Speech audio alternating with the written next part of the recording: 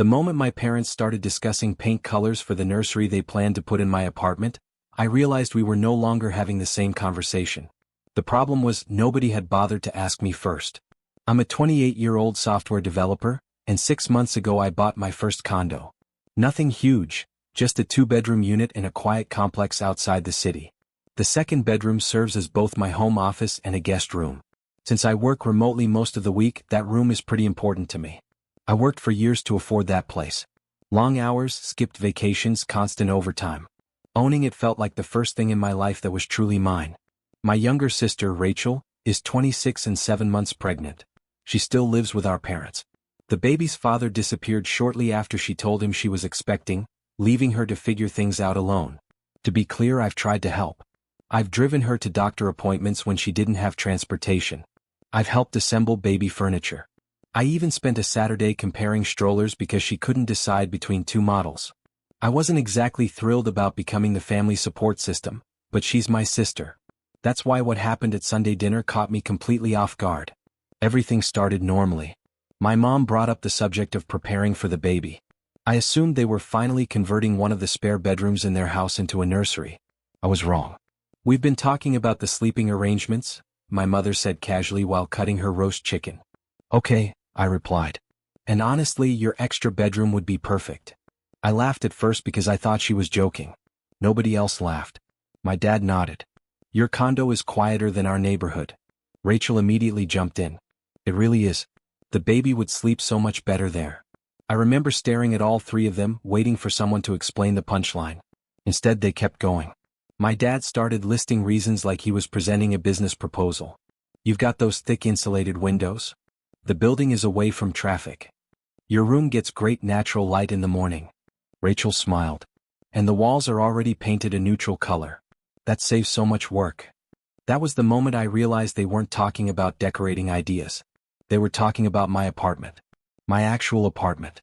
The one I owned. The one I lived in. "Wait," I interrupted. "Why are we discussing my guest room like it's available?" My mom waved her hand dismissively. "Honey, you can work from your living room." I blinked. "What? You only use that room as an office. Families make sacrifices for each other." Then the conversation somehow got even stranger. They began discussing furniture placement. My sister mentioned a crib she liked. My dad talked about where a changing table could fit. My mom described a mobile she'd seen at a store earlier that day. Nobody was asking my opinion. They were planning. Actually planning. I finally put my fork down. "Hold on. Are you talking about the baby visiting occasionally?" The look they exchanged made my stomach drop. My mother leaned forward and spoke slowly, like she was explaining something obvious to a child. "Well, Rachel and the baby would need to spend a lot of time there." "A lot of time?" I repeated. "Of course," she said. "Those first few months are exhausting. She'll need somewhere peaceful to recover and bond with the baby." My dad nodded. "And frankly, your place just makes more sense." My sister smiled like everything had already been settled. "You're going to be the best uncle ever," she said. "I can already picture it. You'll get home from work, help with feedings, maybe take the baby for a while so I can sleep. It'll be like our own little support system." That sentence hit me harder than anything else. Not because it was mean. Because she genuinely believed it. Somewhere along the way, my family had created an entire future inside my apartment without ever asking if I wanted to be part of it. I tried to explain myself. I told them I specifically bought a 2-bedroom condo because I needed a dedicated office. I reminded them that I worked remotely most of the week. I pointed out that having a newborn living in my home would completely change my daily life. Every concern was brushed aside. "You'll adjust. It's temporary. Family comes first." The more I pushed back, the more selfish I apparently became. Then my mom casually dropped another bomb. "I found the perfect crib online." She pulled out her phone and started showing pictures. "This one would fit beautifully next to the window." I froze. Next to the window? She wasn't talking in general terms anymore. She had mentally arranged furniture inside my apartment. Without telling me. Without asking me. "We should go shopping next weekend," she continued. "Your sister is due in about 8 weeks. We don't have much time." Then she added, "Oh, and we'll need to baby-proof the place." I just stared at her. "The kitchen cabinets will need locks. And those electronics you keep in the living room aren't safe around babies." At that point I stopped listening. It felt like I was sitting at dinner while strangers planned a renovation of my home. I left shortly afterward. I made up some excuse about work. The second I got into my car, my phone started lighting up. Rachel was sending nursery ideas. Pictures of rocking chairs. Links to baby furniture. Color palettes. Wallpaper samples. As if we had all agreed on this together. When I got home, I sat in my office and just looked around. My desk. My bookshelves. My computer setup. The room I'd spent months putting together. Apparently everyone else had already decided it belonged to somebody else. For the first time in my life, I honestly wondered if I was losing my mind. Because their confidence made me question my own reality. Was I really being selfish? Was I overreacting? Or had my family completely detached from common sense? I didn't know. And that's why I made my original post. Update number 1, 5 days later. I wish I could say things calmed down. Instead, they somehow got worse. A lot worse. After reading hundreds of comments, I realized something important. Setting boundaries doesn't make someone selfish. So Monday morning I sent a group text. I kept it polite. Very polite. I told them I loved them. I told them I was excited to become an uncle. I told them I wanted to support Rachel and the baby however I could. But I also made one thing crystal clear. My condo was not available. My office was staying my office. If they needed help creating a nursery at my parents' house, I'd gladly help paint walls, assemble furniture, or contribute money. Just not in my home. I thought it was reasonable. Apparently my family disagreed. Less than 5 minutes later, Rachel called me crying. Not upset crying. Full-blown sobbing. I thought you'd be there for me, she said through tears. I am there for you. No, you're not. Then came the guilt. The baby isn't even born yet and already feels unwanted. I didn't know how to respond to that. A few minutes later, my mom sent a novel-length text message. According to her, she was disappointed in me. Heartbroken. Ashamed. She said she'd raised me to care about family. The implication was obvious. A good son would have given up the room. A good brother would have made space. I stopped responding. I figured everyone needed time to cool down. That turned out to be a huge mistake. Because while I was trying to create distance, they were moving forward with their plans. Literally. Wednesday afternoon I got a call from my condo management office. The woman sounded cheerful. Hi, Mr. Carter. We're just confirming Friday's furniture delivery. I frowned. What furniture delivery? There was a pause. Then she listed several items. A crib. A changing table. A rocking chair. All scheduled for my address. For my unit. Under my phone number. My stomach dropped. I already knew who had done it. I called my mom immediately. She answered on the first ring. Oh good, she said. I wasn't sure if they'd reached you. Mom? Did you order nursery furniture to my apartment? Of course. Like it was the most normal thing in the world. The delivery window is Friday afternoon. You'll be home, right? I actually laughed. Not because anything was funny. Because I genuinely didn't know how else to react. Mom, I never agreed to any of this. Oh, don't start. No. Seriously. You can't order furniture to someone else's home. We're just helping Rachel prepare. You used my address. You're being dramatic. That word. Dramatic. I was hearing it a lot lately. Then she delivered the final guilt trip. Rachel has enough stress already. Do you really want to make things harder for a pregnant woman? Stress isn't good for the baby. Somehow, in her mind, I had become responsible for everyone else's choices. I hung up and immediately canceled the delivery. That turned into its own nightmare. The furniture company was confused because, according to their records, the items were specifically intended for a baby's room at my address. I spent nearly an hour explaining that no, there was no nursery. No, nobody had permission. And no, I wasn't accepting the shipment. What happened next was the moment I stopped thinking this was a misunderstanding. Because misunderstandings don't involve people breaking into your home to redesign it. The day after I canceled the furniture order, I got a text from Rachel. It was a photo. Several paint samples held against the wall of my office. My office. At first I thought maybe she found a similar room online.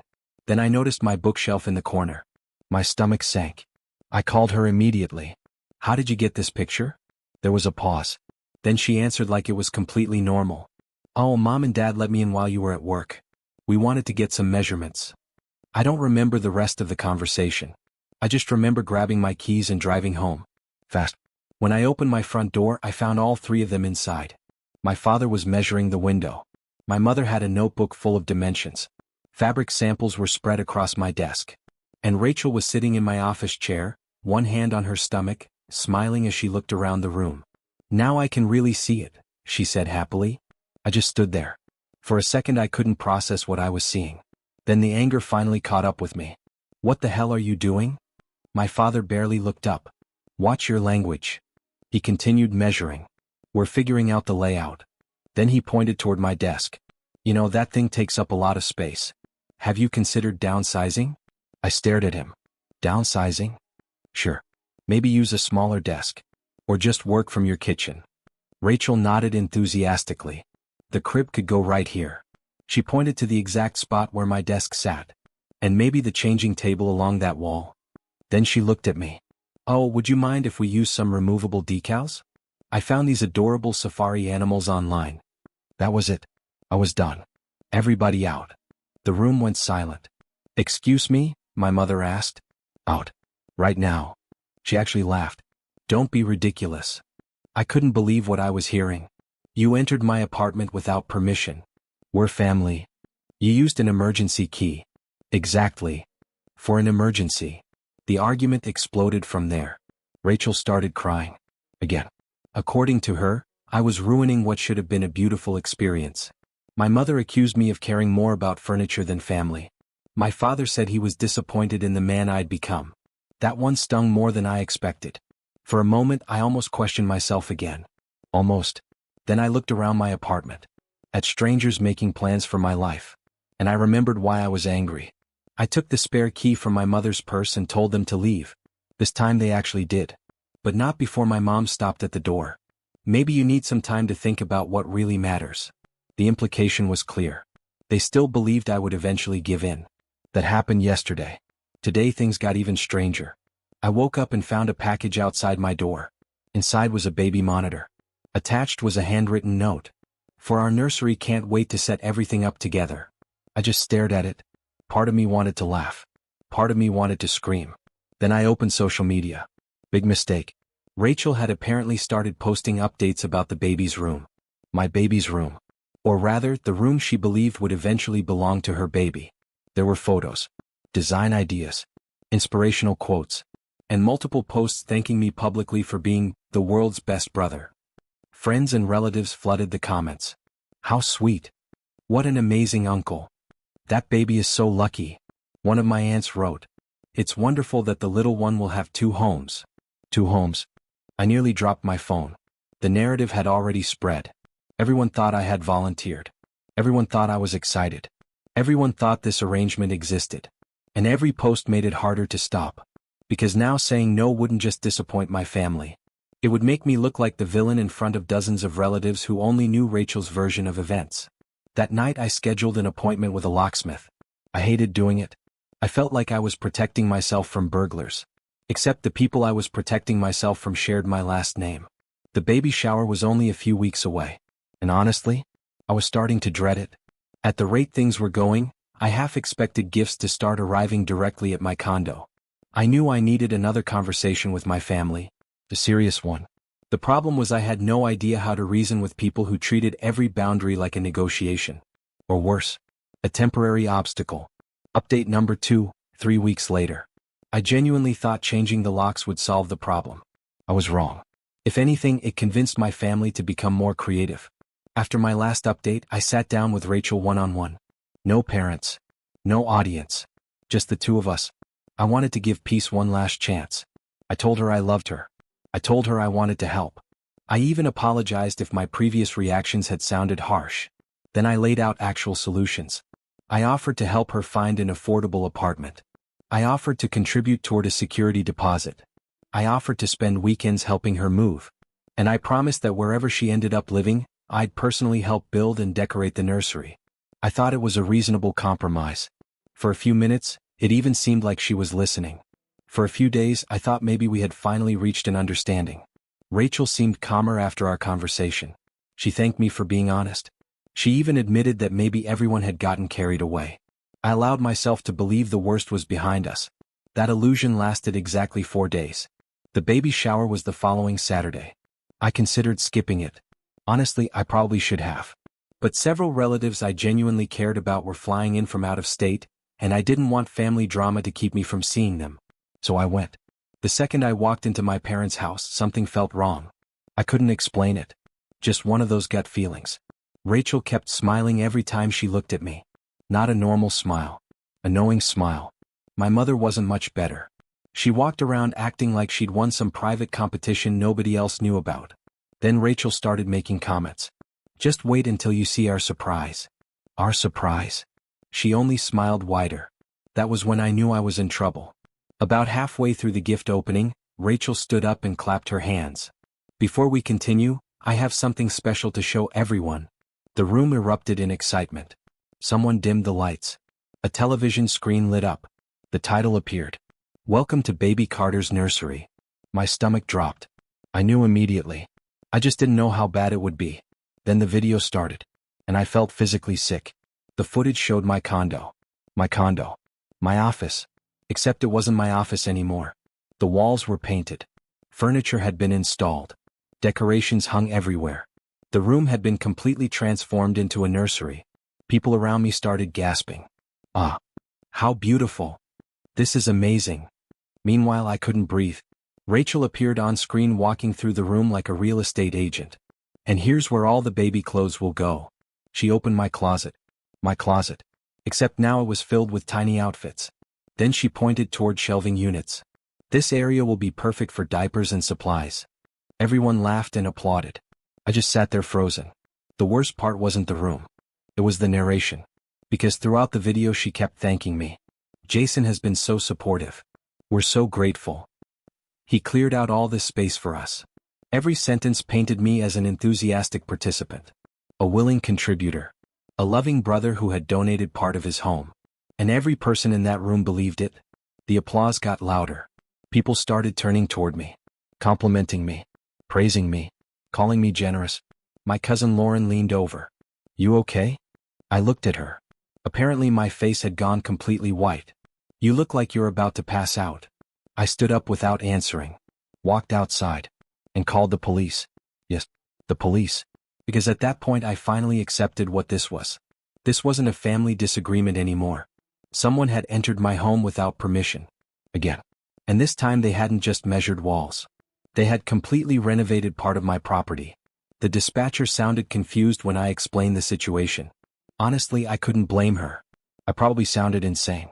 But after a few questions, she agreed to send an officer to meet me at my condo. When I returned inside to collect my keys, my mother intercepted me. Where did you go? Outside. You missed the best part. Rachel's about to show the crib assembly video. I stared at her. You broke into my condo again. Her expression immediately hardened. Oh, not this again. Yes, this again. We didn't break in. My stomach tightened. What do you mean you didn't break in? She rolled her eyes. Like I was being difficult. We had another key made. I honestly thought I misheard her. You did what?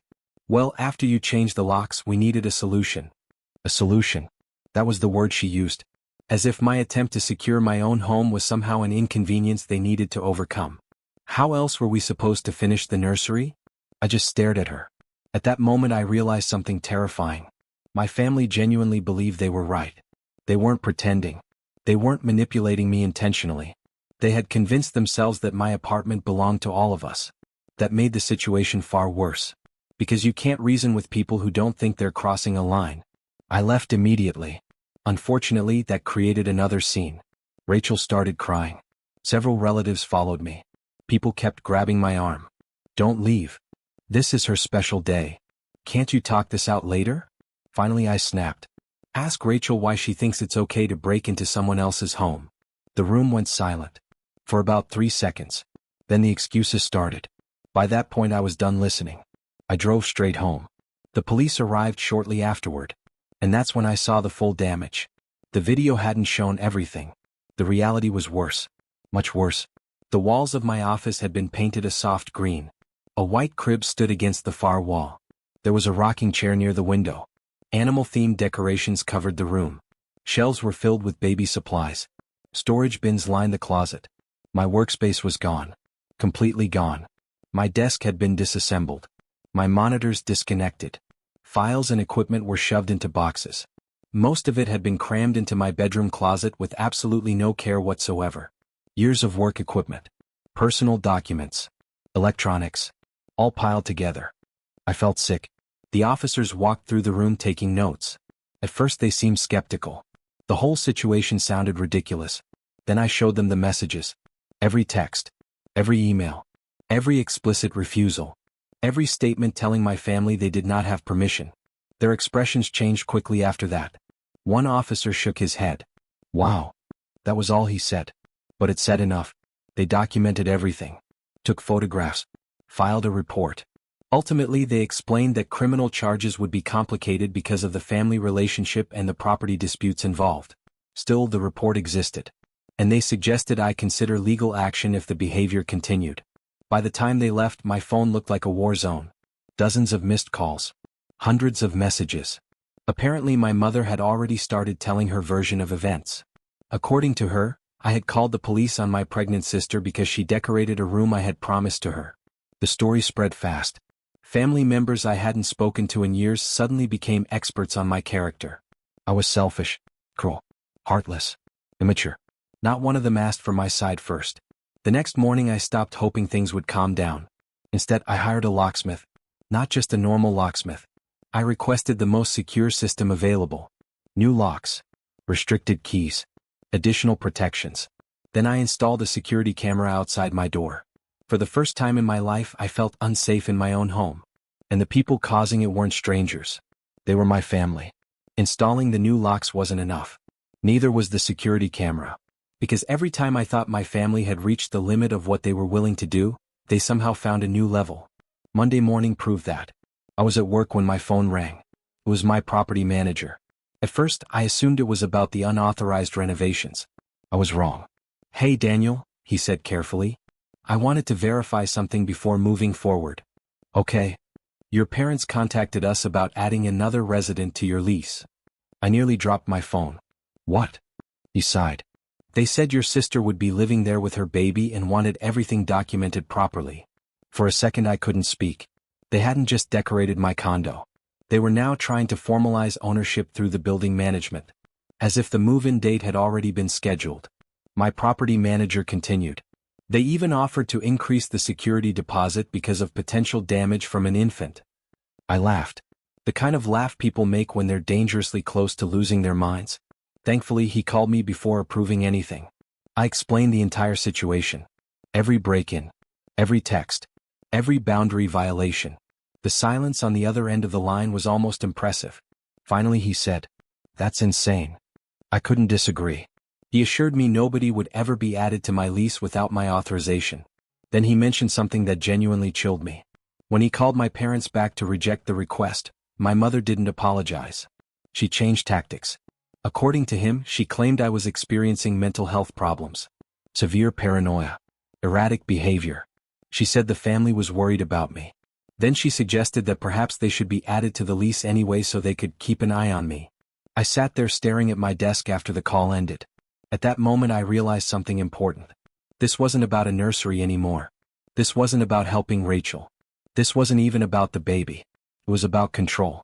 Because every time reality contradicted their plans, they simply created a new version of reality. One where I was confused. One where my objections didn't count. One where they knew what was best for me. Meanwhile I was dealing with the consequences. My office had been destroyed. I was paying legal fees. Extended family members were treating me like a villain. And Rachel, now 9 months pregnant, still seemed completely convinced she would eventually move into my condo. Then came the text. The one that honestly broke my heart. Labor could start any day now.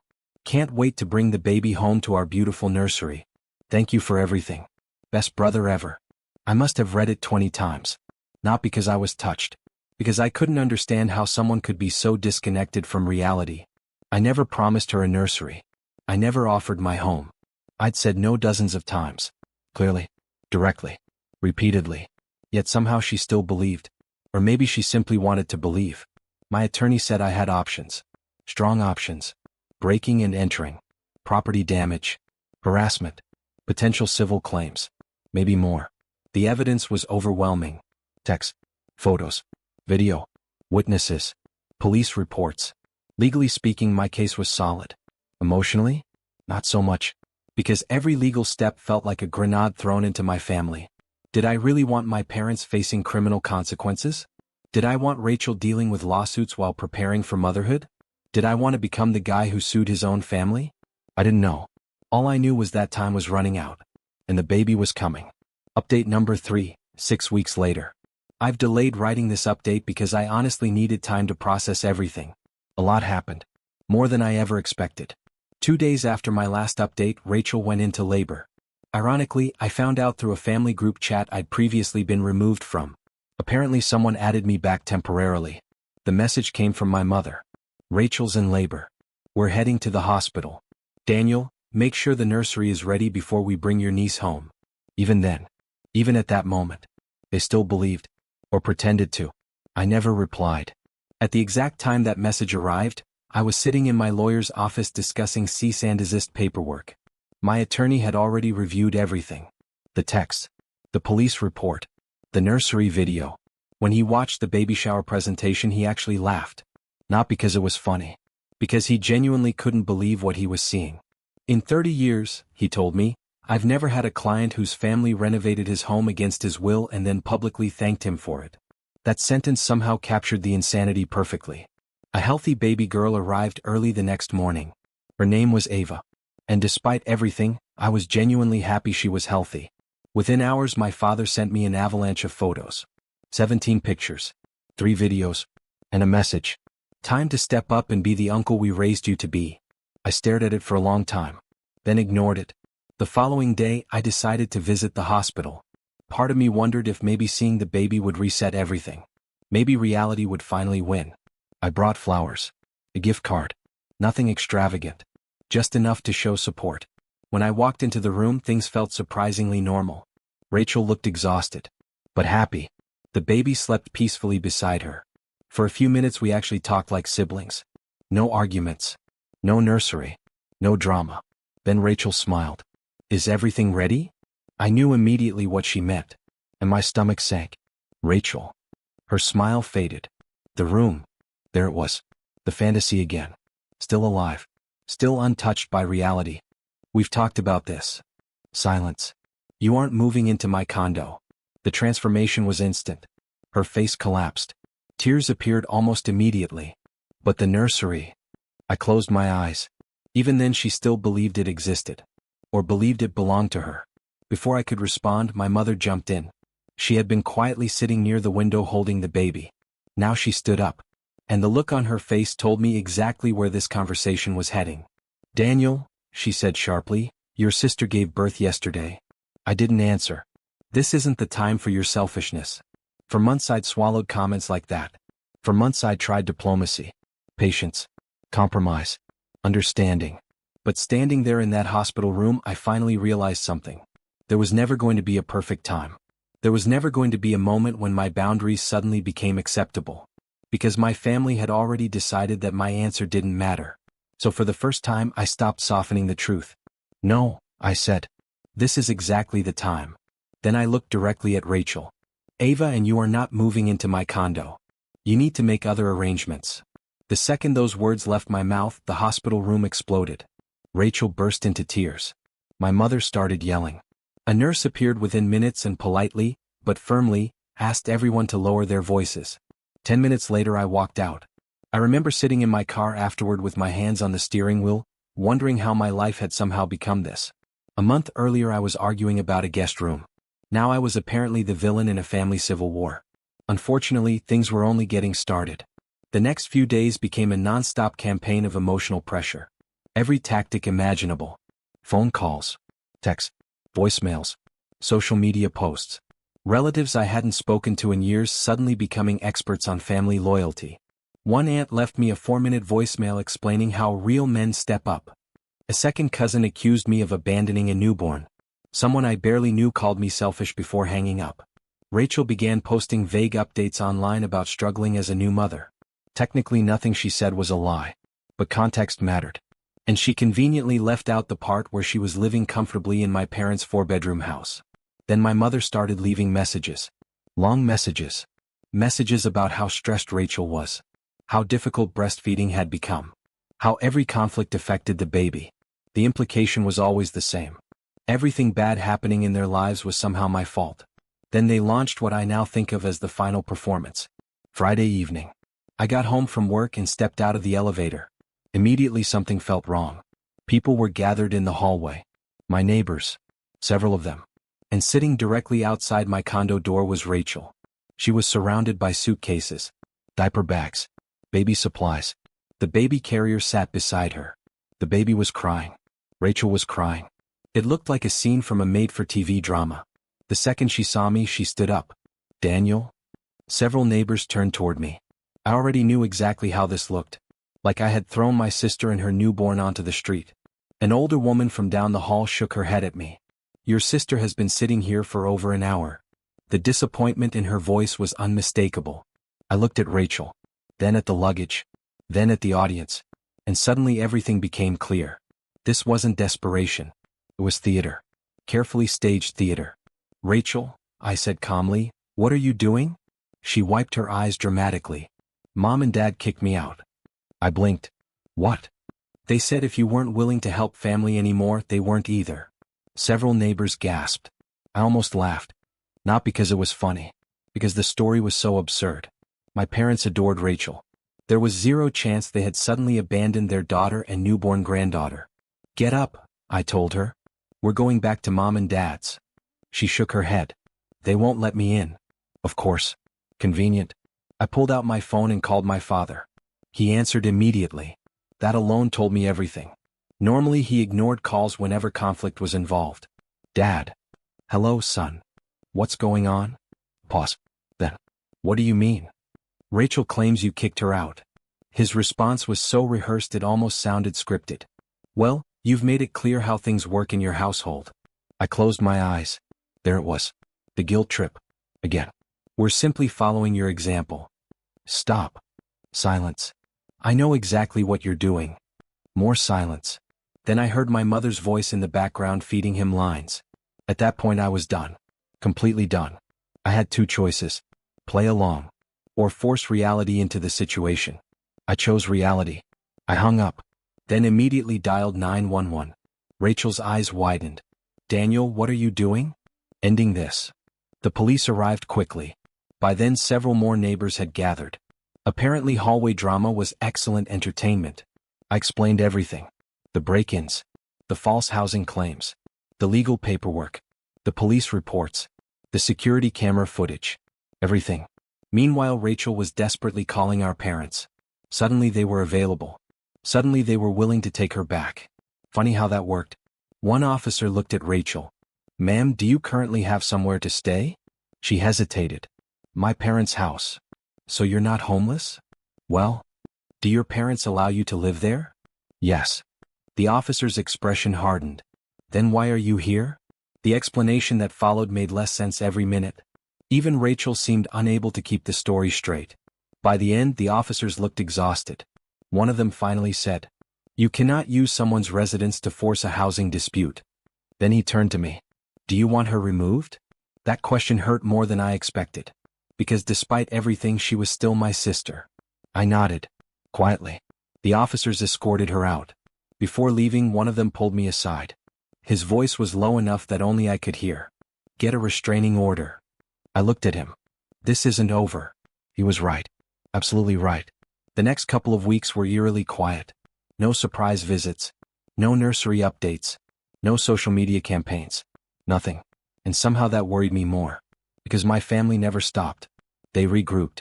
The family itself had started splitting into factions. Some relatives still believed my parents. Others finally learned the truth. My cousin Lauren called me one evening. The first thing she said was, "I owe you an apology." Apparently she had seen copies of the messages, the videos, the police reports. Her reaction mirrored everyone else's. Disbelief, then embarrassment, then outrage. For the first time I felt like reality was finally catching up. I should have known peace wouldn't last. Because then Monday arrived, and with it came a certified letter. I opened it at my kitchen table. Halfway through reading it, I actually laughed.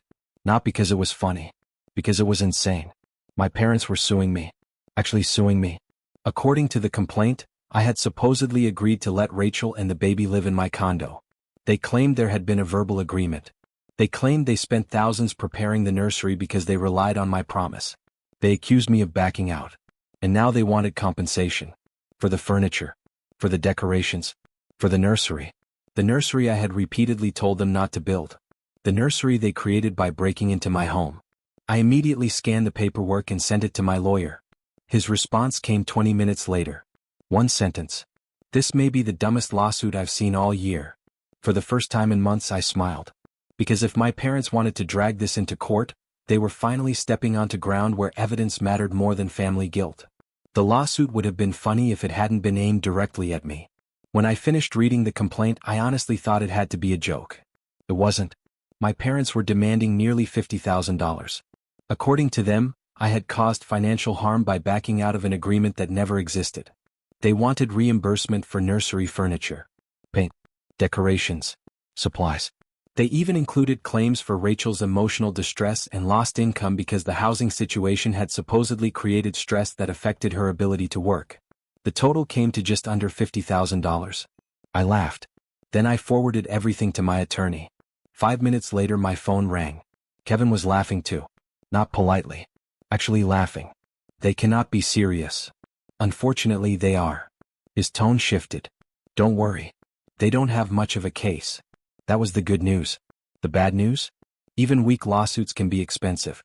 And my parents seemed determined to drag things out for as long as possible. So we responded. Aggressively.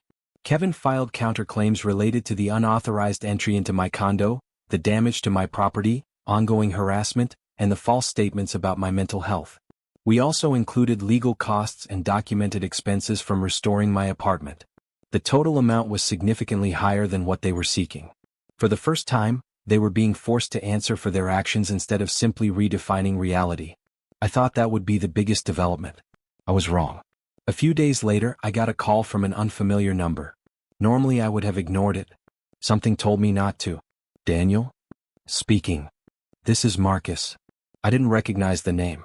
Then he clarified. Rachel's ex. The baby's father. The guy I'd heard about for months but hadn't spoken to once. I nearly ended the call right there. Instead, I listened, and what he told me changed everything. We met at a coffee shop the next day. I expected excuses, maybe an attempt to clear his reputation. Instead, he brought receipts. Literal receipts. Screenshots. Messages. Emails. Months of them. The story I'd been told wasn't entirely accurate. According to Marcus, he tried to stay involved throughout the pregnancy. He'd offered financial help, transportation, support. At one point he'd even suggested renting an apartment together so they could raise the baby in a stable environment. Rachel refused. Every time. What? Because she already had a plan. A plan involving my condo. And the messages proved it. Months before the nursery conversation ever happened, she had been talking about eventually living at my place. Not asking. Planning. Assuming. The screenshots showed conversations between Rachel and my parents discussing how to get Daniel on board. Some messages were almost surreal. One even referred to my office as the baby's room, before I had ever heard the idea. I sat there staring at the phone screen. Part of me felt vindicated. Another part felt sick. Because this wasn't a misunderstanding. It never had been. This had been deliberate from the beginning. Then Marcus dropped another bombshell. He had filed for parental rights. Not full custody. Not yet. But he was seeking formal involvement. Visitation. Shared decision-making. A legal role in his daughter's life. I don't want to take Ava away from her mother, he said. Then why do this? He sighed. Because someone needs to bring reality back into the situation. That sentence stuck with me. He wasn't wrong. The environment surrounding the baby had become completely dysfunctional. And unfortunately, I was now part of it whether I wanted to be or not. Marcus asked if I'd be willing to speak with his attorney. Specifically about everything that had happened. The break-ins. The housing situation. The lawsuits. The manipulation. I hesitated. Not because I wanted to protect my parents. But because I knew exactly what would happen if Rachel found out. Eventually I agreed. I gave him Kevin's contact information. The fallout arrived almost immediately. Somehow the family found out. To this day I don't know how. Maybe Marcus told someone. Maybe one of the attorneys mentioned it. Either way, the explosion was immediate. My mother called me a traitor. My father sent a text saying he no longer considered me his son. Rachel left multiple voice messages. Most of them were too emotional to make sense. One accusation appeared repeatedly. "You want to take my baby away." I didn't. Never did. But facts stopped matching a long time ago. Fortunately, something unexpected happened. People started talking. Not my parents.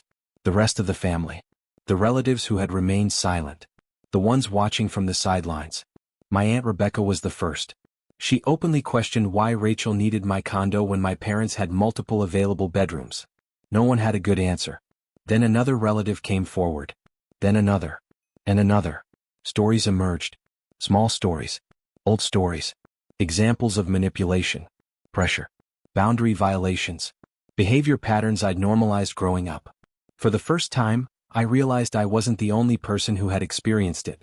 I was just the first one who had publicly refused to cooperate. The legal cases are still moving forward. Marcus's hearing is scheduled for next month. Most of my parents' lawsuit has already been dismissed, though a few issues remain unresolved. My own claims are still active. Rachel and Ava continue living with my parents.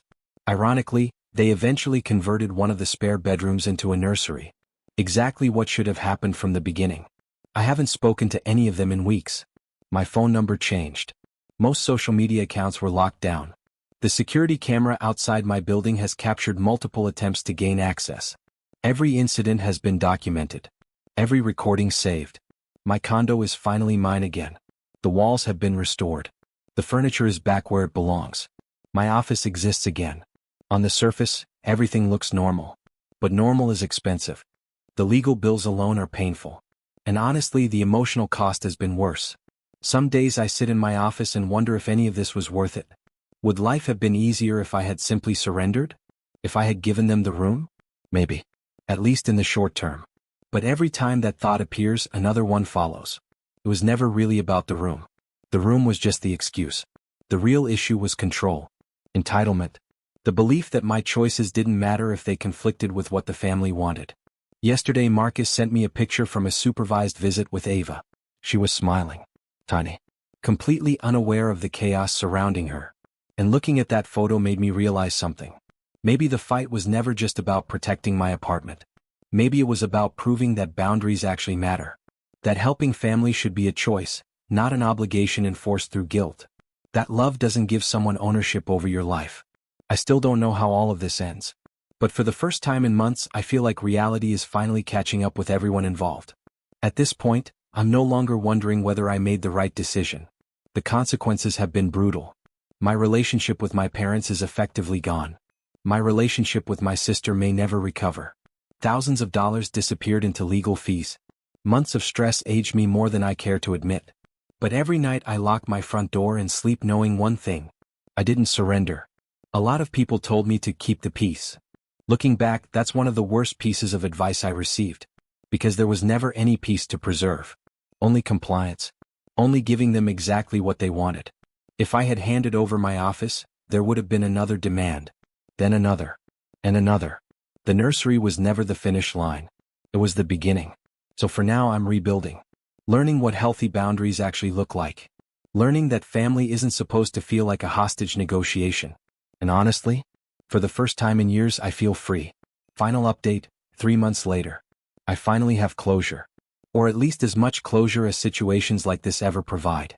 A lot has happened over the past 3 months. Most importantly, the legal battles are over. Let's start there. Marcus's custody case concluded first. The court granted him joint custody of Ava. The judge wasn't impressed by several things. The unstable living arrangements. The public social media posts. And especially the evidence showing that Marcus had repeatedly attempted to be involved while being pushed away. By all accounts, he's become a committed father. From what I've seen, Ava is thriving when she's with him. As for my parents' lawsuit? Completely destroyed. The judge dismissed nearly every claim and openly criticized the case.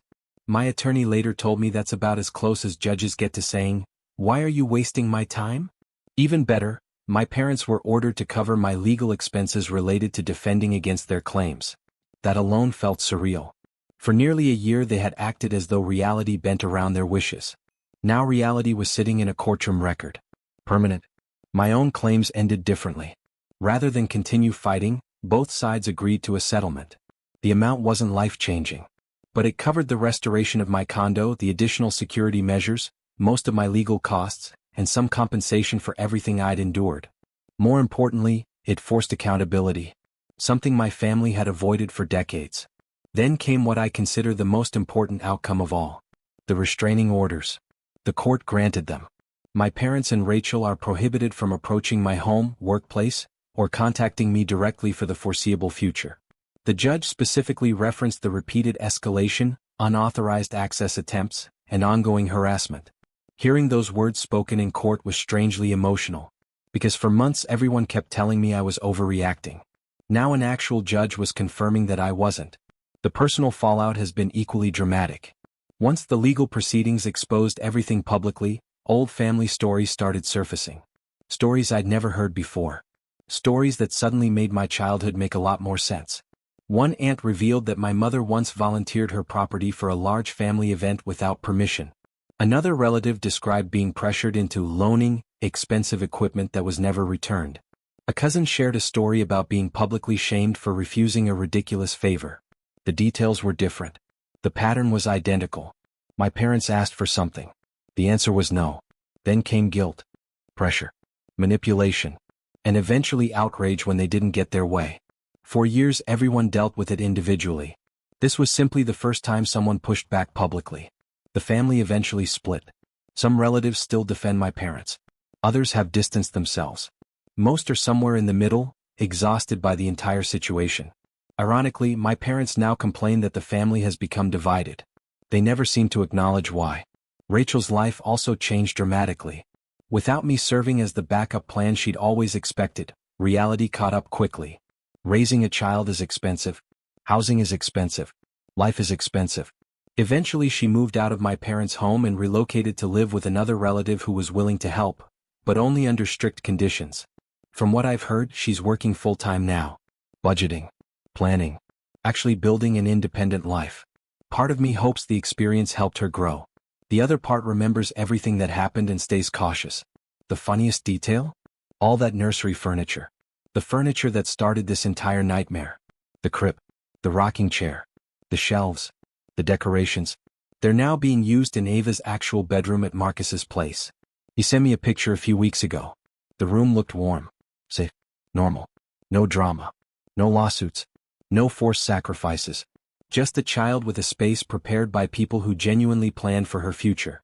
That photo hit harder than I expected, because it showed what should have happened from the beginning. As for me, recovery has been slower.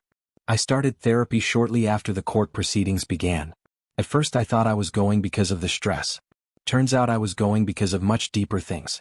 The more we talked, the more patterns emerged. I started recognizing behaviors I'd accepted my entire life.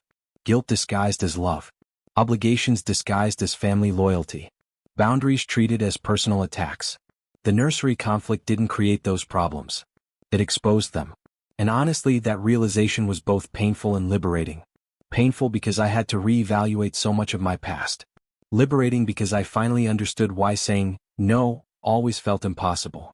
For years I'd been trained to believe that keeping people happy was my responsibility. Now I'm learning that it isn't. These days my condo is quiet again. My office is back. My weekends belong to me. Nobody is making plans for my life without my permission. And while I wouldn't wish this experience on anyone, I can't deny that it changed me. Not just legally. Personally. I used to think family meant sacrificing whatever was necessary to avoid conflict. Now I think family should respect your boundaries even when they don't like them. The future is still uncertain.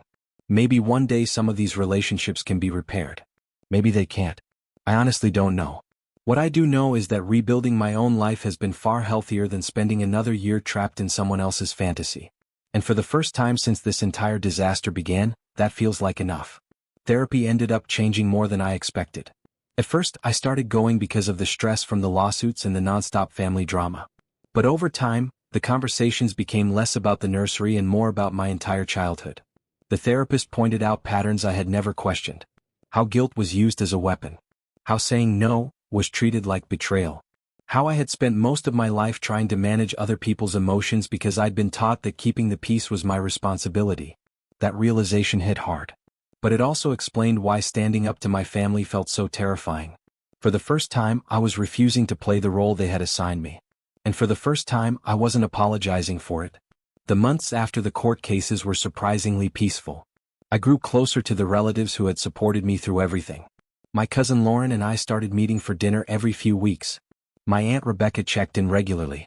My Uncle Mark helped me install additional security upgrades in my condo, with permission this time, which became an ongoing joke between us. Even work became a source of stability. My manager knew enough about the situation to understand why I had been distracted for months. One day after a meeting, she pulled me aside. "You handled something incredibly difficult," she told me. "I'm proud of you." I didn't realize how badly I needed to hear that until she said it. For so long, I'd been treated like the villain that hearing someone say I did the right thing felt strange. Almost uncomfortable. Life slowly started moving forward. I began seeing friends again. I picked up hobbies I'd abandoned during the legal mess. I even started dating. Nothing serious at first. Just coffee dates and awkward conversations. Eventually I met someone named Hannah. One night, after several weeks together, I told her the entire story. The break-ins. The nursery. The lawsuits. Everything. When I finally finished, I braced myself for disbelief. Instead she laughed. Not at me. At the absurdity of the situation. Then she said something I'll never forget. "Honestly, the most attractive part of that story is that you finally set boundaries." I stared at her. "What?" She shrugged. "Most people would have caved." Maybe she was right. Maybe old me would have. A week later, something happened that I wasn't expecting. A letter arrived. An actual handwritten letter. No return address. Just a postmark from another state. I recognized the handwriting immediately. Rachel. I sat with the envelope for nearly an hour before opening it. The apology inside wasn't perfect. But it was real. For the first time since this nightmare began, she wasn't blaming me. She wasn't asking for anything. She wasn't rewriting history. She admitted she'd convinced herself that I would eventually take care of her and the baby because it was easier than facing reality. She admitted that she'd allowed our parents to make decisions for her. She admitted that she had treated me less like a brother and more like a backup parent. Most surprisingly, she acknowledged the baby's father. She wrote that she had been unfair to him too. The final paragraph stayed with me. "I'm learning that being scared doesn't excuse hurting people. I don't expect forgiveness. I just wanted you to know that I finally understand." I folded the letter and put it away. I haven't responded. Maybe I will someday. Maybe I won't. Therapy taught me that forgiveness isn't an obligation. It's something you choose if and when you're ready. And right now, I don't know if I am. As for my parents? Silence. Complete silence. The only communication I've received from them came through attorneys during the settlement process. According to relatives, they're still telling their version of events. But fewer people believe them now. Too many facts came out. Too many witnesses spoke up. Too many patterns became impossible to ignore. These days, they're mostly treated as a cautionary tale. The people who once enabled them have started keeping their distance. Sometimes I wonder what would have happened if I had simply given in. If I had surrendered my office. If I had allowed Rachel and the baby to move in. If I had accepted the role of co-parent that everyone else seemed determined to assign to me. For a long time those thoughts haunted me.